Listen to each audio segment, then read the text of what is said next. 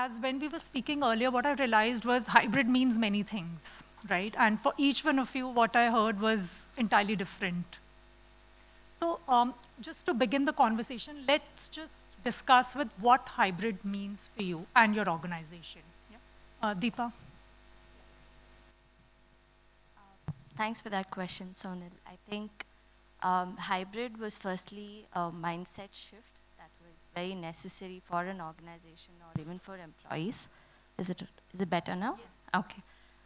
So what Cisco first did was to identify the need for us to go hybrid. What was our supporting material and content that we had in place, and then how we're showing that to our employees and offering that to them for use, and where as business and managers we can come together to kind of put a package together where employees can leverage all the hybrid work policies that are available.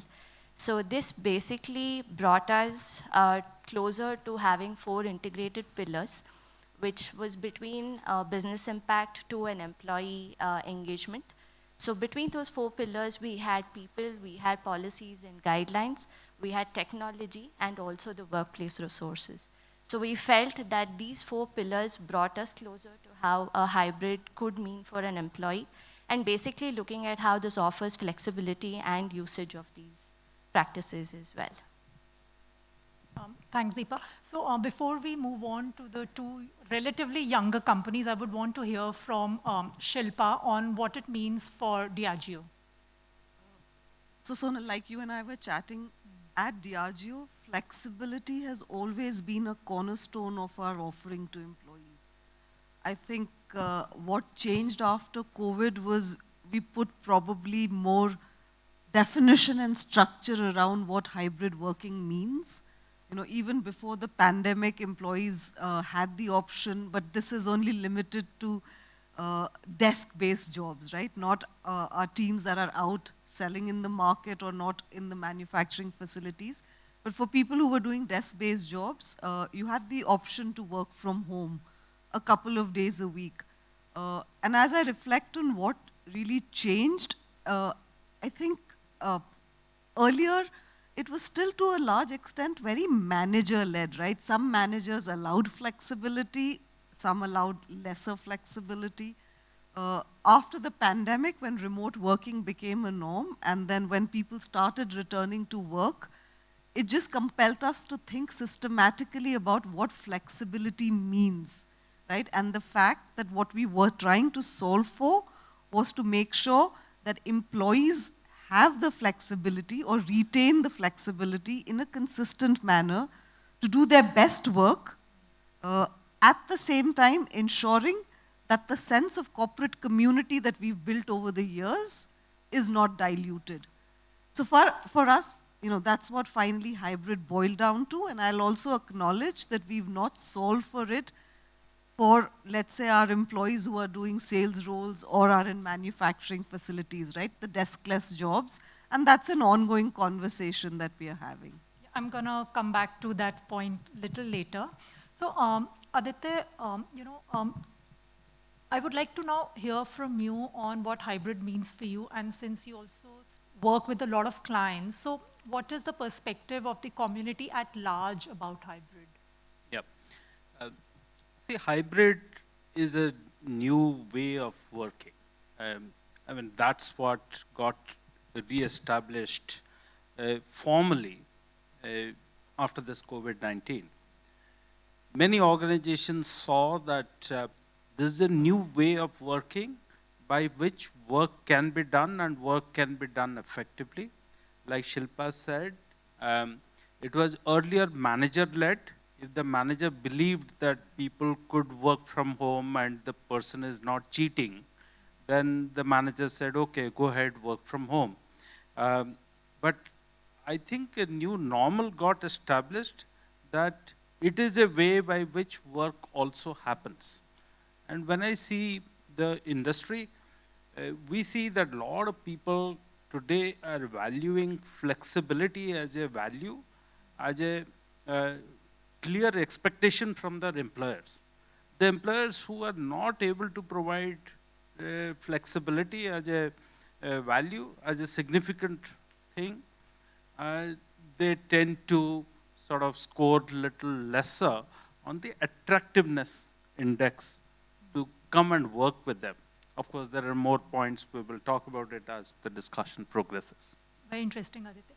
So Anil, you have a very interesting perspective. I would like you to talk about this internal survey you did and also why you went against the grain, right? Yeah. Yeah. So just some broad data points on our industry. Aditya and I represent the staffing industry. We are about $15 billion at this moment and growing at 15% year on year. And there's also, I mean, the predominant roles that are there in our companies are primarily recruiters, operations folks, and of course salespeople. Like these are the three large, groups of people that constitute a staffing company. So like everybody, we went into COVID, with lockdowns and mandatory, remote work. So we sailed through that period. But to be honest, the business context was very good for us. We had very good 2 years of growth just immediately after COVID. So, but what we recognized as a company was that, we're a young company. We have been in business for the last 6, 7 years. Also, 45% of workforce constituted of people for whom this is the first job. Exfino was the first job. And also the next level of mid-level managers were very young managers, maybe even first-time managers. So when we did a survey, we got 85% of the people said we should continue remote work or at least do hybrid. Okay. So, but Kamal and I, we are both a little old school. And we looked at what is being missed out in the remote work. Like I told you, 45% of the people are first-time, people who are working in companies, and a lot of mid-level managers who are doing this job for the first time. So it was an unpopular decision to go fully work from office. So we worked for 2.5 years of remote, then 6-8 months of hybrid. During the time we transitioned to a full work from office kind of mode. So it was unpopular. A lot of people said it's not a good idea, but then we chose not to follow that, and we went ahead with, for us it was a binary decision. Either you work fully remote, or you become a full office work kind of mod. So we took that call, and we did see a spike. We anticipated a spike of attrition that would hit us. We are also a company of about 300 odd people now. So we did see a spike of about 20% additional attrition that happened because we asked people to come back to work. So we bit the bullet. We said that's fine, it's a temporary phase. And there are 3 things that we depend on, which is people, process, technology. Our processes are still getting mature. Our technology and tools that we were developing for our own operations were still being developed. So against the popular decision of mindset and sentiment that existed, we decided that we are not ready as a company to operate a remote model. And except for young mothers, who are kids, less than 2 years, and even up to 7 years of, mothers who had kids less than 7 years, only for them we made an exception, because we are also a company where 60% of the workforce is women, and about 65% of our middle managers are women, and at the leadership level, of course, we are only 35% women. So, given all of this, we extended that benefit to women employees. But for rest, everybody, we went ahead with this decision. So yeah, right now it's been more than a year. Last June we came into full office mode. So we're quite well, adjusted to the new normal now. So thanks, Anil, and you have also answered the second question, which I'm now going to pose to the other 3 panelists about. So what I'm also hearing is context is now very important to hybrid, and how it depends on certain job roles, job positions, and for certain companies, even performance of the certain employees. So can you, so Deepa, starting from you, and you also mentioned about it earlier, in your first answer about how it is applicable in certain teams vis-a-vis not, or where it is not, right? So can you talk about why this is so important in a hybrid role and it is not a blanket approach? Absolutely. I think going back to what Shilpa said, you have teams that are based out of campuses that are probably are desk jobs, and then there are the sales folks. There are also people who are shuttling between locations, etc. So keeping in mind all of that, we left that at the discretion of a manager or a business, and that's why our governing or the principle of how the work or the hybrid policy was defined at Cisco was keeping the business impact in mind and also the requirement of an employee. So what we did was kind of enabled all our people with technology. We enabled them with the opportunity of going into different workplaces within the same location or a different location that probably was closer to where they live, because we also recognized the fact that for people who were impacted in COVID or didn't have a family here, did a relocation, right? So we supported them with relocation policies as well. So what we did is leave that at the business's discretion so that they're able to identify the need, they're able to convey to each other on whether working remotely, whether being at office made more sense to them. And we've had a set of people go completely remote. We've had a set of people wanting to do hybrid where they come in a couple of days a week. And also a shift to operations kind of a setup where they come in more often than the other teams at Cisco. So that's how we've built the flexibility, just so that it suits the need of the business and not just a hand in glove fit for everybody. Deepa, just one follow-up question, and in the interest of the audience, can you define, or when you say it was at business's discretion, do you mean like just a team, or like, let's say, an entire engineering unit? It is more at an engineering unit, so it's more at an org level when I say business. So within engineering, there could be different sectors. For instance, I come from an organization which is, again, people support, which is a shared services setup that I'm a part of. So within my own organization, I have a client-facing team, I have a country support team. We also have a team called orchestration, which talks about mergers and acquisitions at Cisco, right? So the need for an operations teams like mine, where we do a client-facing setup, was a lot different to how it needed to be for a country support team. So country support teams had to be more in office. We could probably do a bit of more of working from home because we were set up. So technology at Cisco did support us to take our calls and chats from home. We offer live support to our employees on policies, guidelines, and processes. So that technology supported us to do that work from home, whereas the country support team needed to be a part of the office more often because they are doing a lot more of compliance, they're doing a lot more of audit requirements, etc. Vis-a-vis of orchestration, because that could be completely remote because it's also about your teams, the presence of teams also at office, right? So if you're a large team, then it made more sense for us to come into work. If it was a smaller team, then we preferred having those connects more virtually. And it all worked out as we evolved. So it was not like it was very easy at first for us to. We were a set of teams who were very used to being in office, but that also evolved with the need of the hour, like how we were also handling things back at home personally, with probably caring for senior members in the family, with children, etc. So we offered that flexibility to our employees to identify what's best fit for them.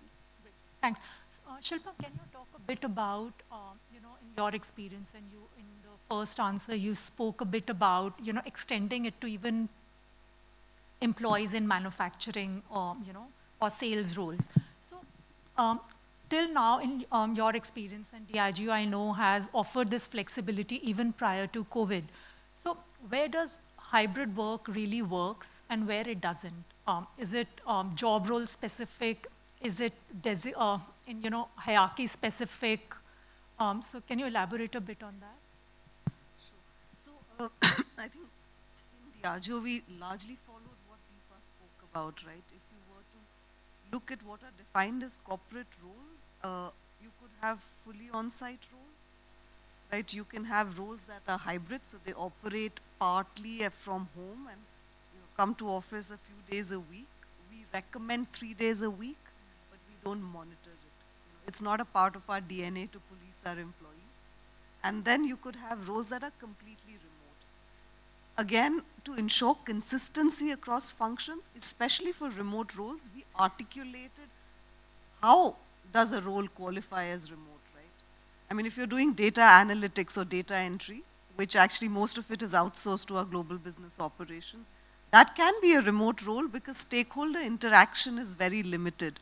It's an individual contributor role where the reliance is largely on the technology and applications that you're using, right? So that, I think, was one way to sort of look at roles.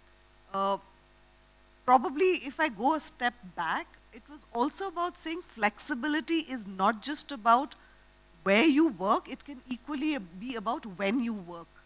So the hours that you can opt for, and that's something that we've, experimented with, even for our sales and manufacturing, but it's sort of, gone back to how it used to work earlier.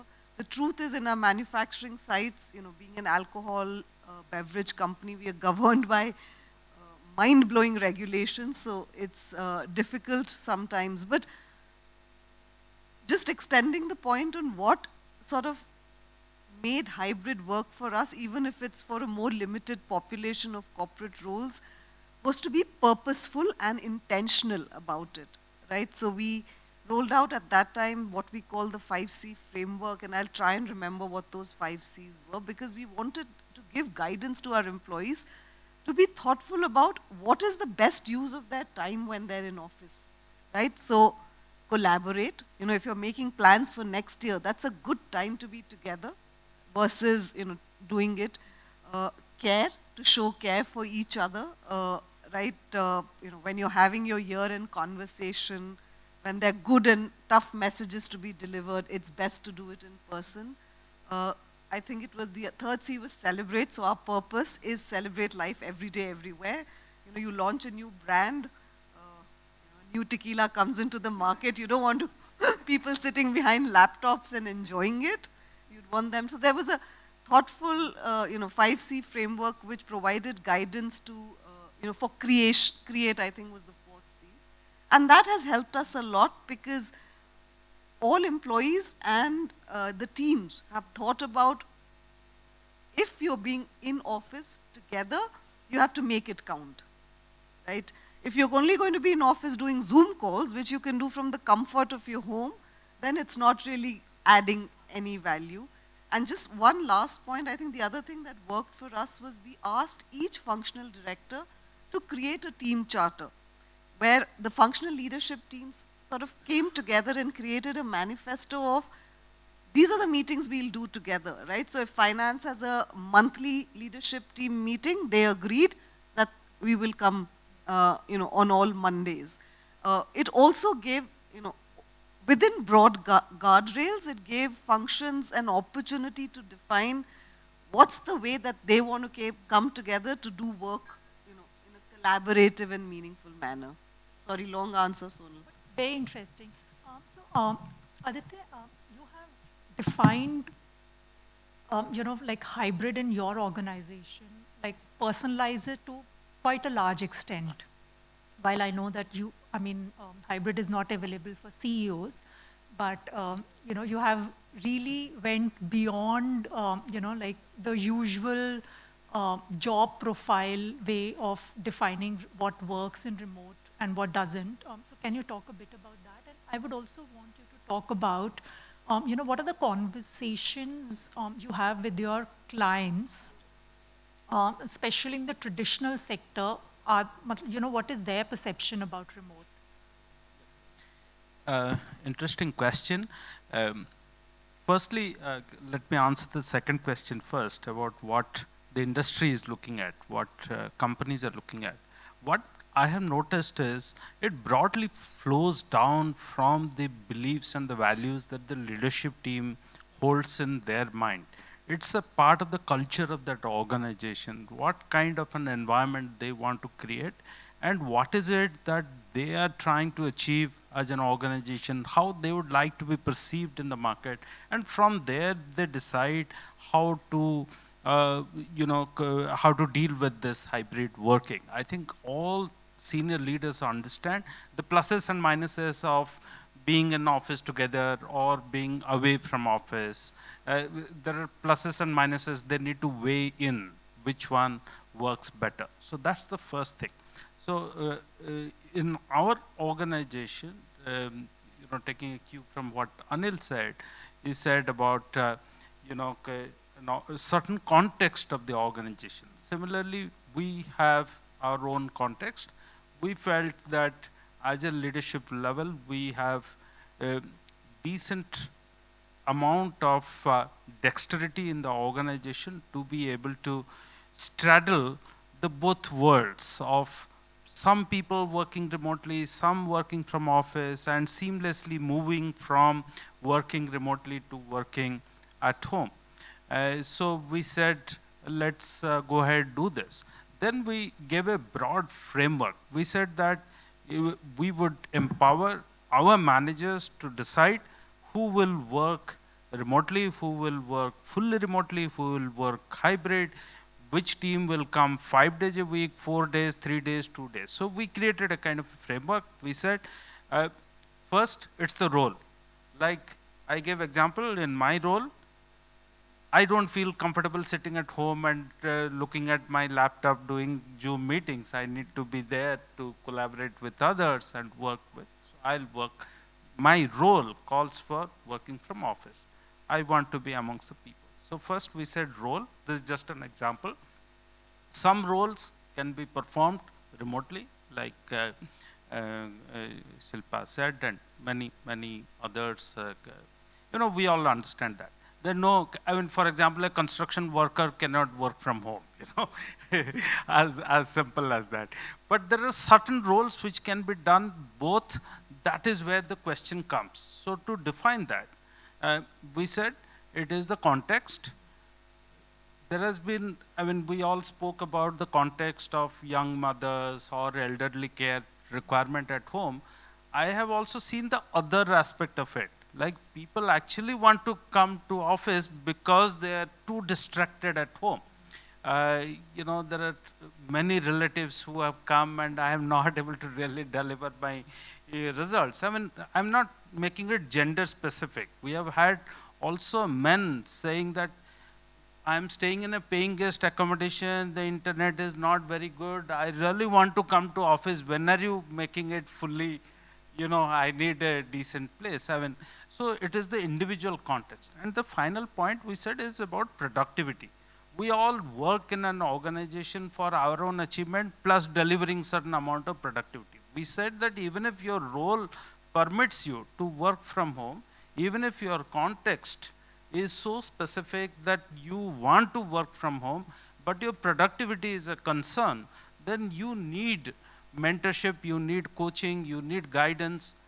Your manager and your skip level manager will decide whether you can really work from home, how long you can work from home. For the next 3 months, no work from home. You have to come to office because you need to be under the tutelage of someone experienced. That's the 3-point framework that we defined. We said we are not going to lay any, this is the policy guideline. The managers at every level have to decide. We communicated transparently within our organization that you can work remote or hybrid or from office subject to these 3-point framework. Your manager will decide. You are not happy with your manager decision, talk to the skip level manager, talk to HR, talk to the CEO, no problem. Thanks, Aditya. Building on the last point you mentioned, and in fact, one of the audience earlier raised this question, had raised this point about how his daughter, and I believe he was talking about Gen Z, how they don't see a very long-term, working experience in one company. The time frame is very short, and they do want the flexibility to work from Goa or wherever and don't want to travel every day. And but a lot of you also mentioned how, and especially Anil, you took the tough call to bring employees to work because mentorship and a lot of these other training, and the skill development gets missed. So can you talk about, and how did you manage this pushback from employees? What were the strategies you deployed to attract your employees back to office? And I mean, you also spoke about how it led to, increased attrition. So while it's been 1 year, so what were your learnings through this journey? So first thing is, of course, the pushback was that it was a consequence of deciding to work from office. So we lost a few, I would say, good talent for us. So that we factor into our planning. But really, the aspect is that, whether it's Gen Z or otherwise, a lot of, even the COVID, my own son, 2 years, out of 3 years of graduation, 2 years, he was logging into a thing, computer and, listening to lessons. So really, the experience of college also was missed out, right? So when a lot of these interactions are getting missed out, we really wanted to have people experience the other side of actually coming to work, learning from, colleagues, peers, seniors, and so on. So we really wanted to provide that. And other than providing a good office space, which is in the CBD, we are now closer to MG Road metro station. So we decided that we will, provide a very convenient location, because in Bangalore, traffic can be an excuse not to come to work, right? Or the distance between work and office is a big factor consideration. So that got done. Then, of course, increase one-on-one meetings, review mechanisms. All of that was definitely an, upgraded sort of activity and engagement that we had when we got to work. And I think, though it was a hard call, but we are quite sure that this will give us a better sort of outcomes and results, and people will appreciate, especially the youngsters, they will appreciate that they benefited a lot. It's a trade-off, right? So I think over a period of time, we've noticed that now the attrition has sort of come down now, it's manageable. And the expectation setting with every new hire is that, yeah, we're going to be working 5 days at work. So with all of those things, I think we've been able to manage. I think it has benefited people, it has benefited us. So this is a positive outcome. But even when we were remote and we tried hybrid, we did have interventions on a quarterly basis for the leadership team. Though it happened through Zoom meetings, we set aside 2 or 3 days in a quarter to speak about the challenges and how we can really overcome all of this. So we did all of that even in the in the remote and hybrid model.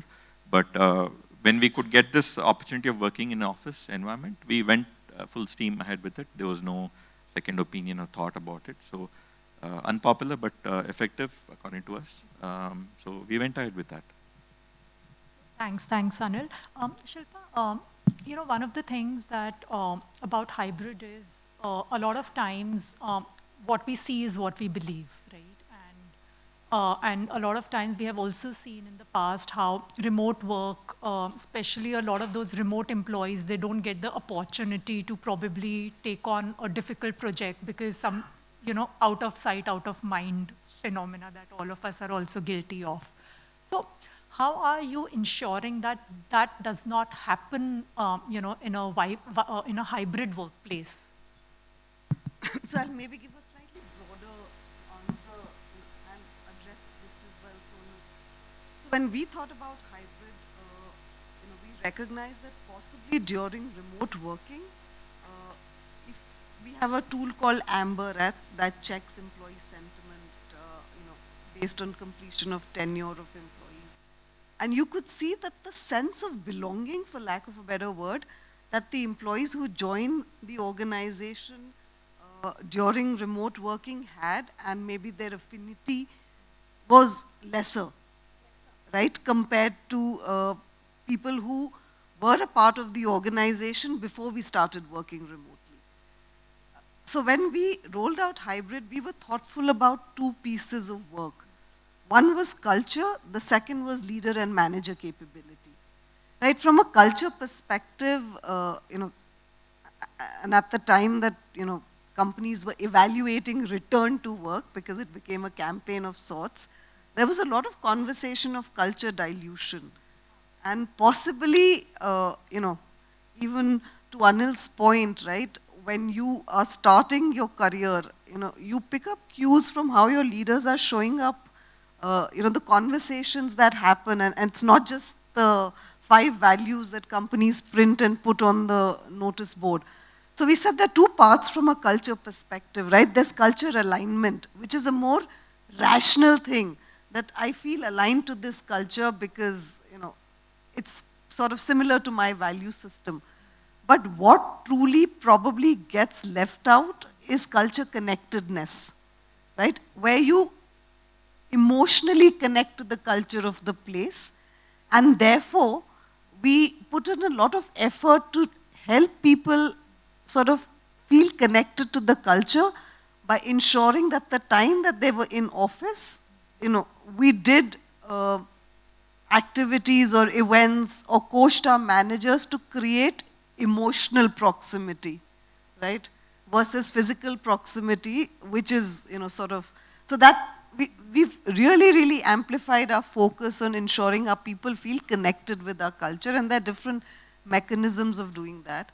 The second part of it has been about leader and managerial capability, right? How are you intentionally inclusive when you lead hybrid teams?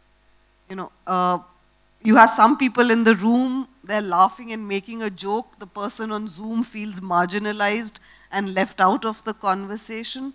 So how do leaders become very, very intentionally inclusive about leading teams? And in any case, inclusion is a big theme for Diageo, right? And we have something called an inclusive culture hub, where we help managers do an assessment for themselves with their teams, responding on how inclusive they are, and it addresses things like vulnerability, psychological safety, courage, radical candor, etc., etc.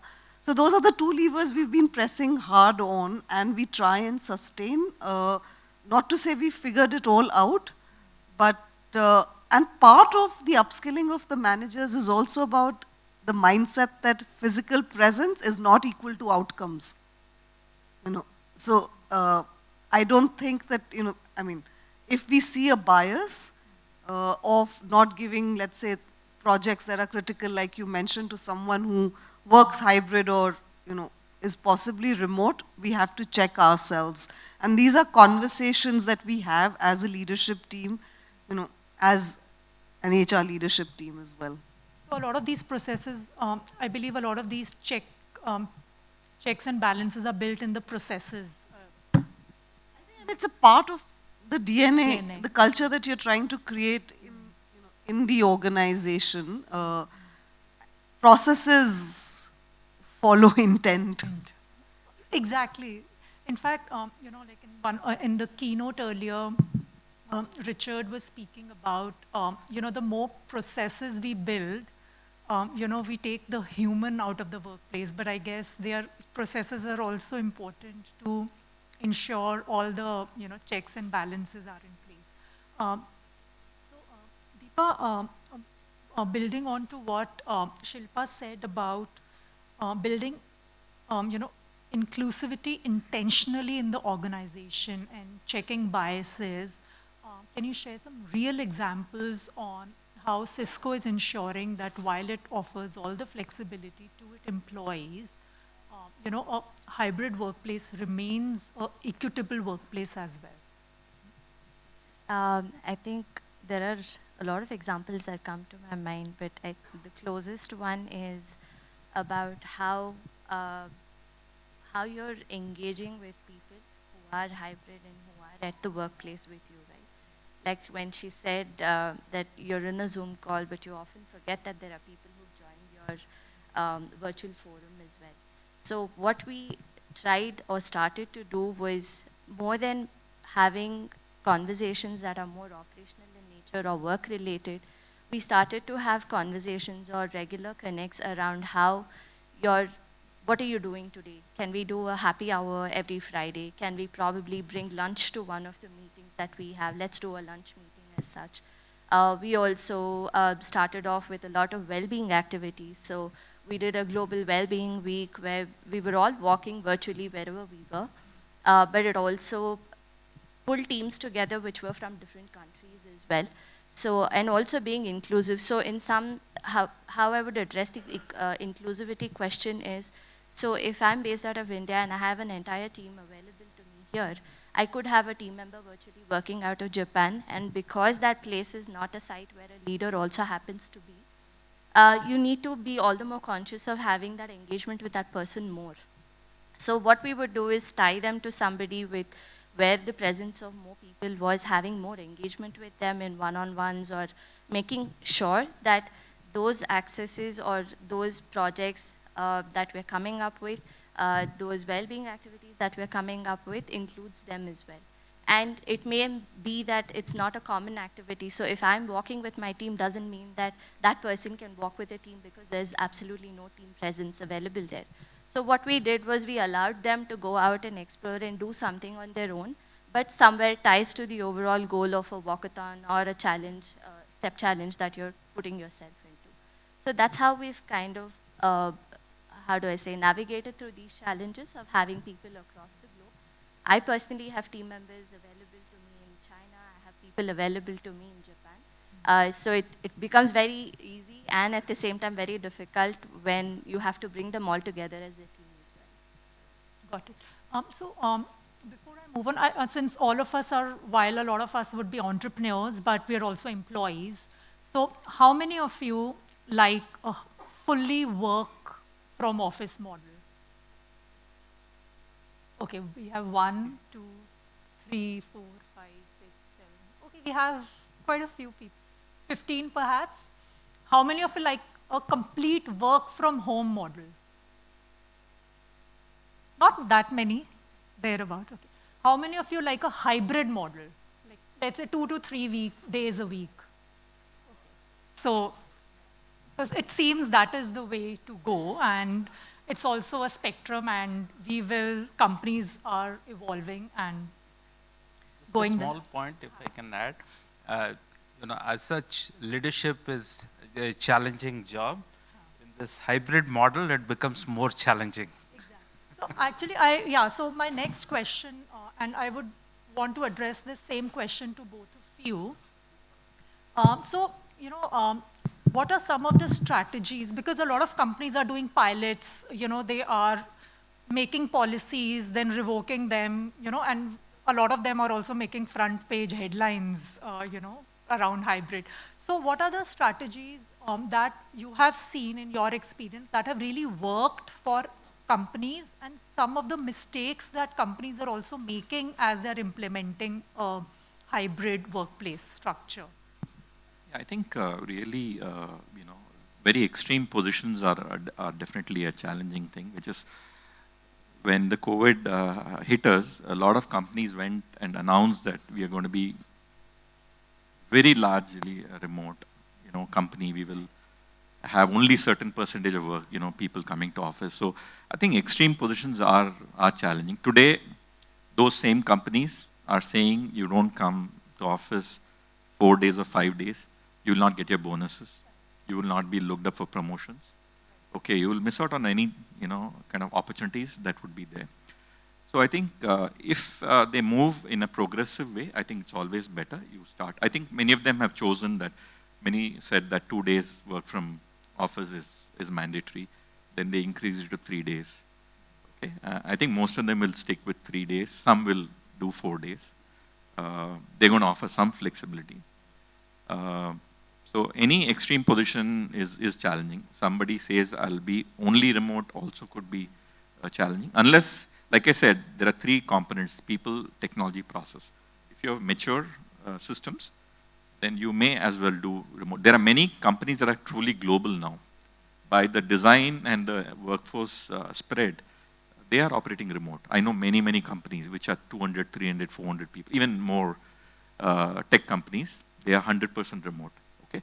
As long as you have all of these elements figured out and they're mature, and you can focus on really good metrics with regards to productivity and so on, then you have figured it out. So there is no problem with those companies. But it's those which are moving 2 steps forward and 1 step back. I think that's the challenge, right? Those companies, obviously are a little confused, or they're not anticipated all the aspects of working remote or hybrid. So as long as you don't take those extreme positions, I think you're good, you're fine. I think now most of the companies are moving to hybrid, and it is a reality. We can't avoid it. True. So that's what we noticed from working with our clients. That's what we have observed. So just one thing, I'm also hearing a lot of murmuring from the audience. So we are going to take audience questions after my last question. So please do think through if you have things to ask. So Aditya, some of the key learnings that you have seen that works to really build a hybrid workplace. One, I think what I've observed, just to add to what Anil said, is that many leaders, in order to come across or in order to be perceived as very decisive leaders, they were in a hurry to make a decision and announce it. It doesn't work. All of us have seen it, so that's a possibly leadership mistake. We shouldn't do it, number one. Second, what I see is that what works is one of the things that I've seen is many organizations, they first have sort of talked about the intent. You spoke about the intent brings process. So they have talked about the intent, then they have involved their employees in a conversation in various ways. And through that conversation, the solution comes. There is no need to sort of jump the gun and just say that, yeah, this is how it will be. I mean, who likes in today's world authoritarian kind of an approach? So that works. I think leadership, culture. Then secondly, I think this role and context works well. In my personal experience, I have seen the productivity angle getting added to it. It works very well for us. If there are new dimensions, I would love to learn and practice. So Deepa, some key lessons that you have learned as you were implementing these policies in the company. The first thing was not to generalize. It was again about identifying the need and leaving it to people in a way that they're able to decide what is required and what can be done, what's possible from a manager or a business side of the story as well. So the first lesson was not to generalize the policy for it to suit everybody's need, but make policies and processes as like a framework for people to have conversations with each other. So that was our first learning. And I think we've also identified scenarios or situations, we've been in situations where we found that our employees have relocated without probably notifying the managers. That does, like in the whole world of regulations that we have under your compliance needs, that also becomes very critical for us to track. So what we did was, as soon as we announced the hybrid work model, we kind of took a step back to identify whether our employees are tagged to the principal location, because that impacts your tax regulations and all of those aspects as well. So it's basically all the time stopping to think whether you're still market relevant, whether you're still relevant to what your company's cultures is. And also, I think the concept of thinking that if only you're in office, you're more productive, while you're working from home, you're probably doing a million other things, which also is fine. Because these days, I have my own leader, for example, who probably takes 1 hour during an office hour to go finish her workout session and comes back, but she does take time to do her lunch break and meetings together. So it's about looking at what works well for you, what works well for the business, and as long as it's bringing the result that it should to the table, I think there's not going to be a standard answer, there's not going to be a right or a wrong answer. Shilpa, I would also like you to share the lessons, and also probably touch upon this point about, because there are a lot of job roles where you can measure productivity, but there are also job roles where you cannot. The results are not as tangible. So when there are employees who are working remotely, how does, because I mean, this is June and it's appraisal time, right? So one question around that I have to ask, right? So how do you then evaluate those employees? Not for all companies. So I think for us, our lessons learned again, largely similar to what Deepa shared, right? If I had to, hybrid is about choice and context, right? So you're giving, employees a choice within a framework, and, it has to make business sense. At the risk of repeating myself, it does follow, intent and philosophy, uh, right? So for example, for us, flexibility is a gender neutral benefit. Everything we do in Diageo is gender neutral. We give 6 months of parental leave to male and female colleagues. We give creche benefits to male and female colleagues. So flexibility is not going to be only for female colleagues, right? So it follows your core sort of philosophy as an organization. And that's something, then it's easy also to kind of not go back and forth and confuse employees and yourselves in the process, right? Because that's sort of your North Star. I mean, that's really truly been our learning. And the third is that unless you're purposeful around ensuring that, the culture connectedness stays, there's a risk of it getting diluted in the hybrid working. And therefore, so that's been the lesson from, and maybe I come from a different sort of mindset, Sonal, but I think all outcomes can be evaluated, right? They can be, obviously there are roles, again, I'll go back to a data entry operator, it's the easiest things to do, right? How much you've sort of keyed in, et cetera, et cetera. But even for roles like, HR business partners, et cetera, we have goals, defined at the beginning of the year. Actually, we do a quarterly goal setting. We don't have a rating system. But it probably is more linked to, again, that bias we were talking about of, managers being used to seeing their large teams in office and feeling proud about it, and how physical presence gets equated to outcomes. So, could I, as the HR leader and my team, run a check on whether remote employees are getting, we don't do ratings, but lesser performance bonus? Yes, that's a check I could do. And that again depends on, if you have a strong sense of something being amiss, but we like to lead with trust. Are there any questions? Yes, please. Gallup has named hybrid as human-centric model. And also it has linked that happiness is connected to hybrid. 8.8 trillion loss when the employees is not happy, which is 9% of a global GDP. And we still have a question on hybrid. Do we still keep it? Why does this happen? I see that in India as a culture. No, see, I think we sort of addressed it. I mean, we said that hybrid is going to be, is there to stay, right? At the same time, I think companies and leaders need to decide what is good for their own companies. I mean, I heard one of the CEO of a very new age auto company said, I'm here to deliver results. I'm not here to make people happy. That's not the goal, right? So, I mean, they've been in business for the last 6-7 years. They've been really revolutionary company in terms of, even the old players got rattled by this new company. So you make an impact. So some companies want to make an impact. Their goal and purpose is not to make people happy or employees happy. And also there was a study many years back said that happy employees do not necessarily deliver great results. Okay? There's a healthy dissatisfaction that is required to deliver results. Okay? And there is a unhealthy happiness also in companies.